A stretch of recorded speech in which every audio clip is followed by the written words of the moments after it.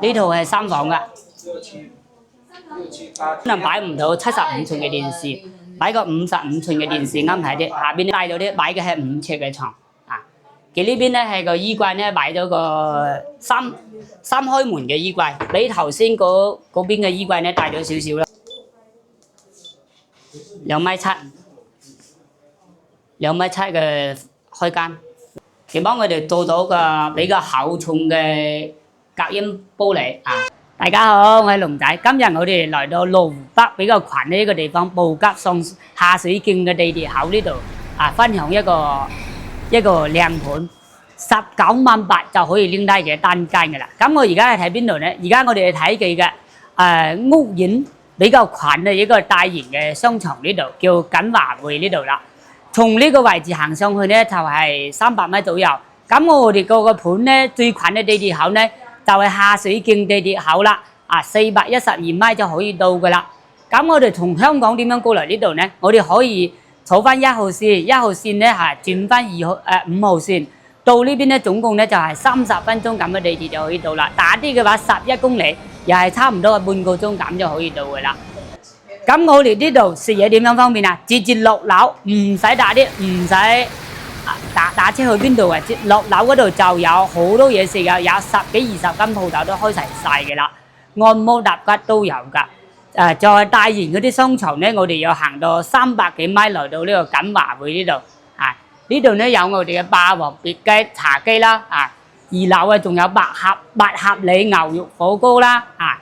仲有四季椰子雞啦，啊，嗰啲全部都有啊！呢棟商場咧嘅係總共係有4層樓，啊，1樓呢度咧係賣嗰啲手機啊，中國移動啊，咁我哋嘅2樓咧就係兒童遊樂場啦，3樓就係我哋嘅食嘢噶啦，啊，八合里牛肉啊，仲有我哋嘅四季椰子雞呢啲大品牌咧就係3樓嗰度噶啦。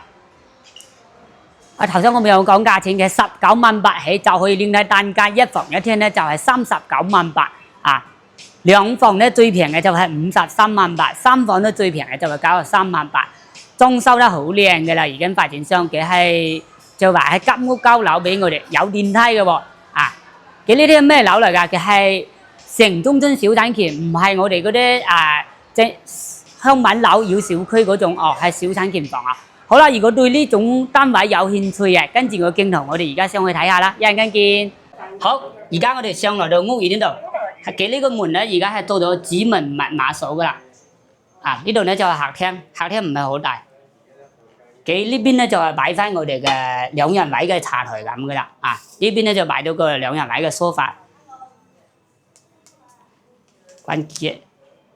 呢度咧到咗 open kitchen 一字排開嘅廚房係咁噶，咁佢就係冇露台嘅呢間啊。咁嘅廁所咧喺呢度，廁所咧而家係做到個做廁，有窗戶有棉窗。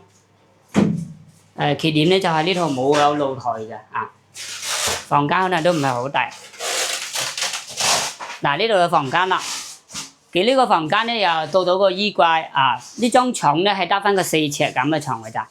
啊，1.2米1.3米咁，都唔係好大。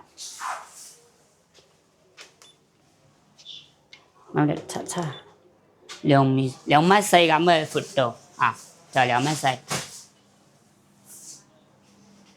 呢間冇咩好影啊，咁睇下呢度光線咯，睇下出邊咯，睇下光線。好，我哋去睇下第2間房。第2間房係個2房，睇呢間啦。哦。2房啦，啊，每一個門咧做咗指紋密碼鎖嚟嘅啊，所以話我哋攞過嚟嗰陣時咧，呢個門咧唔使換嘅啦啊。好啦，我哋入嚟睇下客廳，客廳嘅咧，佢睇左手邊呢段咧係擺咗個3人位嘅梳化啊，裝修得好靚嘅發展商。呢邊咧就可以擺個75寸嘅電視咁，佢依家咧擺咗個電視櫃，但係佢金屋交房嚟嘅，佢係冇帶啲家私家電交房嘅啊。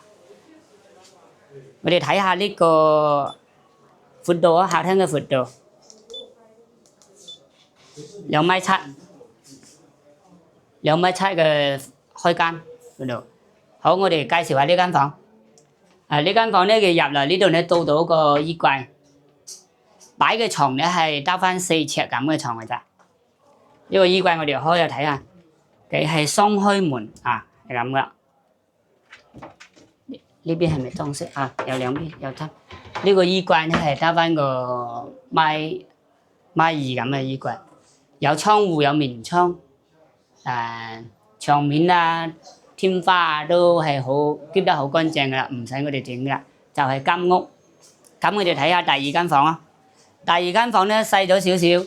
第二間房咧佢係喺呢度做到個化妝台啊，呢張床咧係得翻個4尺咁嘅床啊，做到一字排開嘅衣櫃啊。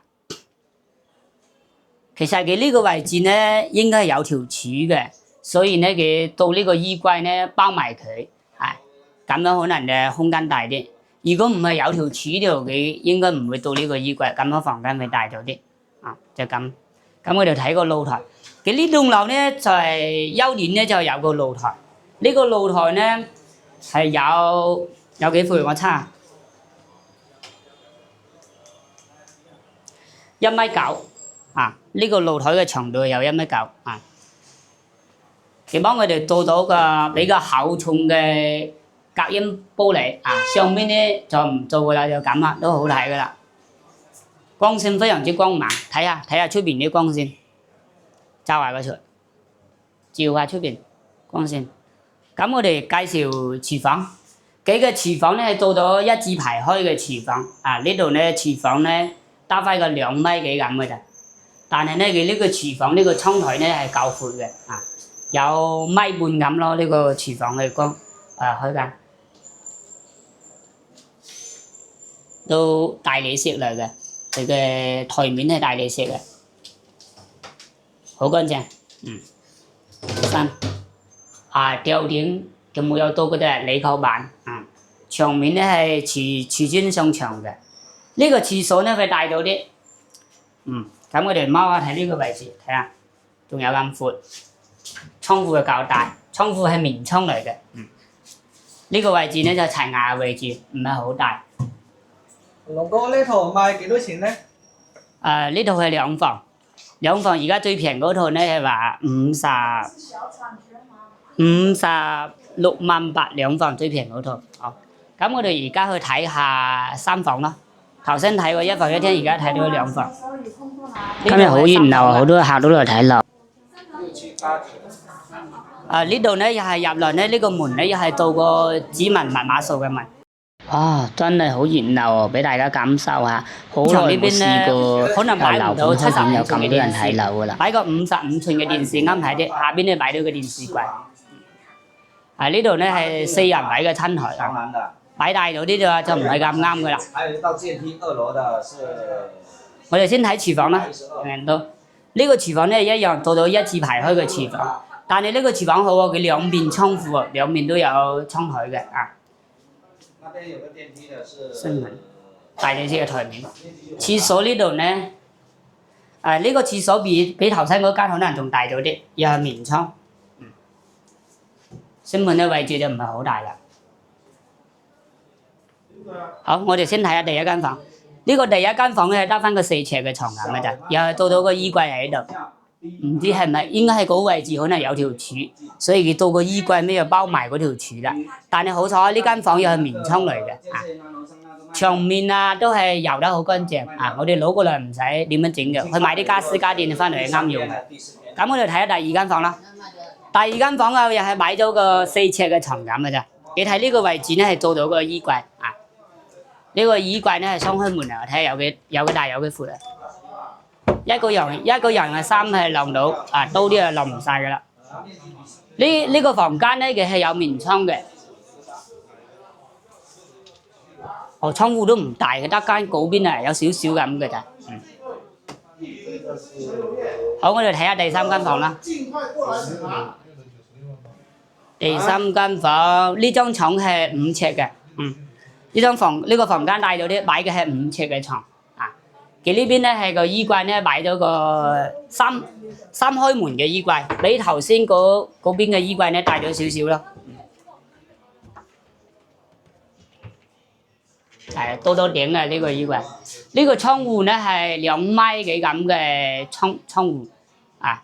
呢個房間嘅窗戶咧光線會好咗好多。咁好，我哋而家去睇下。哇！好多人排緊隊啊！